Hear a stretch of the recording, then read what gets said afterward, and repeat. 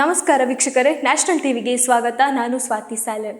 ಈಗಷ್ಟೇ ಒಂದು ಟ್ರೈಲರನ್ನು ನೋಡ್ಕೊಂಡು ಬಂದೆ. ಸೊ ಈ ಟ್ರೈಲರ್ ಯಾವ ರೀತಿ ಇದೆ ಅಂತ ನಾನು ಇಲ್ಲಿ ಹೇಳ್ತೀನಿ. ಸೊ ಎಲ್ರಿಗೂ ಕ್ಯೂರಿಯಾಸಿಟಿಯನ್ನು ಹುಟ್ಟು ಹಾಕಿಸಿದಂತಹ ದ ಕೇರಳ ಸ್ಟೋರಿ, ಈಗ ದ ಕೇರಳ ಸ್ಟೋರಿ ಭಾಗ 2 ಬಿಡುಗಡೆ ಆಗ್ತಾ ಇದೆ. ಸೊ ಅದರ ಟ್ರೈಲರನ್ನು ನೋಡ್ಕೊಂಡು ಬಂದೆ. ಇದಕ್ಕಿಂತ ಮುಂಚೆ ಕೇರಳ ಸ್ಟೋರಿ ಏನು ದೇಶಾದ್ಯಂತ ಸದ್ದು ಮಾಡಿತ್ತೋ ಮತ್ತೆ ಅದೇ ರೀತಿ ಈ ಒಂದು ಟ್ರೈಲರ್ ಇಡೀ ದೇಶಾದ್ಯಂತ ಸದ್ದು ಮಾಡೋಕ್ಕೆ ಅಂತಲೇ ಹೊರಟಿದೆ. ಯಾಕಂದರೆ ಅಷ್ಟು ಕ್ಲಿಯರ್ ಕಟ್ ಆಗಿರ್ಬೋದು, ಅಷ್ಟು ಒಂದೊಂದು ಸ್ಟೋರಿಯನ್ನು ಹಿಂಟ್ ಕೊಡೋ ರೀತಿಯಲ್ಲಿ ಆಗಿರ್ಬೋದು. ಆಲ್ರೆಡಿ ಆ ಟ್ರೈಲರ್ ನೋಡಿದಾಗಲೇ ಗೊತ್ತಾಗುತ್ತೆ ಅಲ್ಲಿ ಹಿಂದೂ ಯುವತಿಯರೇ ಟಾರ್ಗೆಟ್ ಅನ್ನೋ ರೀತಿಯಲ್ಲಿ ಮಾಡಿದ್ದಾರೆ. ಸೊ ಹಾಗಾಗಿ ಆ ಒಂದು ಟ್ರೈಲರ್ ನೋಡಿದಾಗಲೇ ಗೊತ್ತಾಗುತ್ತೆ ಕತೆ ಏನಾಗ್ತಾ ಇದೆ, ಕತೆ ಎಲ್ಲಿಗೆ ಹೋಗ್ತಾ ಇದೆ ಅನ್ನೋದು.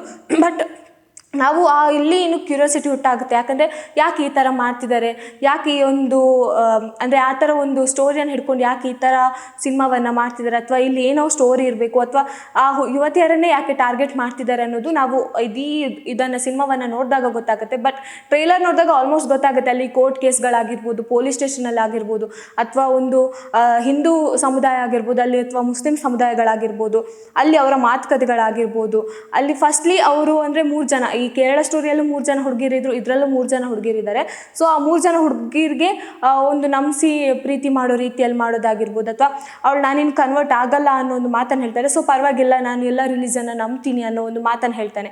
ಆದಮೇಲೆ ಅವ್ರು ಮದುವೆ ಆಗಿದ ತಕ್ಷಣ ಕೆಲವೊಂದು ಸೀನ್ಗಳಲ್ಲಿ ಅವ್ರಿಗೆ ಹೊಡೆಯೋದಾಗಿರ್ಬೋದು, ಅಥವಾ ಆ ಒಂದು ಸಂಪ್ರದಾಯವನ್ನು ಯಾಕೆ ಫಾಲೋ ಮಾಡ್ತಿಲ್ಲ ಅನ್ನೋದಾಗಿರ್ಬೋದು. ಇದ್ಲಾಗಿ ಮೇಯ್ನಾಗಿ ನನಗೆ ಕಾಣಿಸಿದ್ದು ಏನಪ್ಪ ಅಂದರೆ ಸ್ವಲ್ಪ ಕ್ಯೂರಿಯಾಸಿಟಿ ಹುಟ್ಟಾಕಿದ್ದು.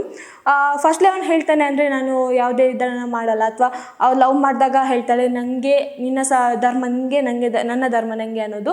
ಬಟ್ ಅಲ್ಲಿ ನೋಡಿದಾಗ ಅವಳು ರೀಲ್ಸ್ ಮಾಡ್ತಿರ್ತಾಳೆ, ಆಗ ಬಂದು ನೀವು ಹೊಡೆಯೋ ರೀತಿಯಲ್ಲಿ ಒಂದು ಕಾಣಿಸುತ್ತೆ.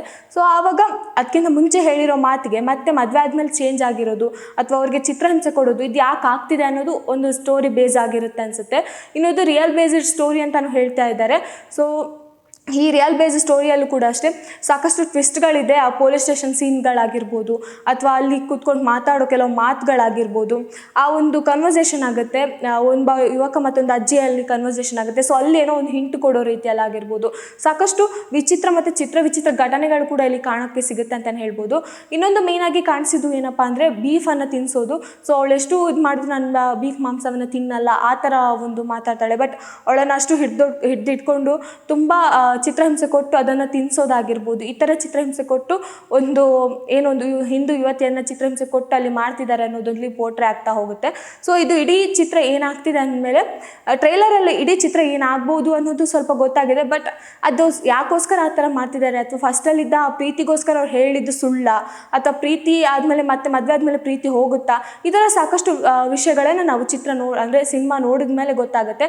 ಬಟ್ ಎಲ್ಲ ಸೀನ್ಗಳಲ್ಲೂ ಟರ್ನ್ಸ್ ಆ್ಯಂಡ್ ಟ್ವಿಸ್ಟ್ ಇರುತ್ತೆ. ಯಾಕಂದರೆ ದಿ ಕೇರಳ ಸ್ಟೋರಿಯಲ್ಲೂ ಕೂಡ ಅಷ್ಟೇ ಇದು ಹೆಣ್ಣುಮಕ್ಳು ನೋಡಲೇಬೇಕಾದಂಥ ಚಿತ್ರವಂತ ಹೇಳ್ತಾ ಇದ್ರು. ಬಟ್ ಇದರಲ್ಲೂ ಕೂಡ ಅಷ್ಟೇ ಇದರಲ್ಲಿ ಮೇಯ್ನಾಗಿ ಅಲ್ಲಿ ಕಾಣೋಕ್ಕೆ ಸಿಗುತ್ತೆ ಅಂದರೆ ಹಿಂದೂ ಯುವತಿಯರೇ ಅಂದರೆ ಟಾರ್ಗೆಟ್ ಆಗಿರೋದು, ಅಥವಾ ಆ ಒಂದು ಹಿಂದೂ ಯುವತಿ ಹೋಗಿ ತನ್ನ ತಂದೆ ತಾಯಿ ಹತ್ರ ಪ್ರೀತಿಯನ್ನು ಹೇಳ್ಕೊಂಡಾಗ ನನ್ನ ಸಲೀಮ್ ಈ ಥರ ಅಲ್ಲ ಅಂತ ಒಂದು ಹೇಳ್ತಾಳೆ. ಬಟ್ ಮದುವೆ ಆದ ತಕ್ಷಣ ಅವನ ವರ್ಷ ಚೇಂಜ್ ಆಗುತ್ತೆ, ಅವ್ನು ಬದಲಾಗ್ತಾನೆ. ಸೊ ಇದೆಲ್ಲ ಯಾಕೆ ಮಾಡ್ತಿದ್ದಾರೆ ಅಂದರೆ ಟಾರ್ಗೆಟ್ ಮಾಡಿ ಈ ಥರ ಮದುವೆ ಆಗ್ತಿದ್ದಾರೆ, ಅಥವಾ ಮದುವೆ ಆದಮೇಲೆ ಅವರ ಸಂಪ್ರದಾಯವನ್ನು ನಂಬಬೇಕು ಅನ್ನೋ ರೀತಿಯಲ್ಲಿ ಮಾಡ್ತಿದ್ದಾರೆ ಅನ್ನೋದನ್ನು ನಾವು ಸಿನಿಮಾದ ಮೂಲಕ ಗೊತ್ತಾಗುತ್ತೆ.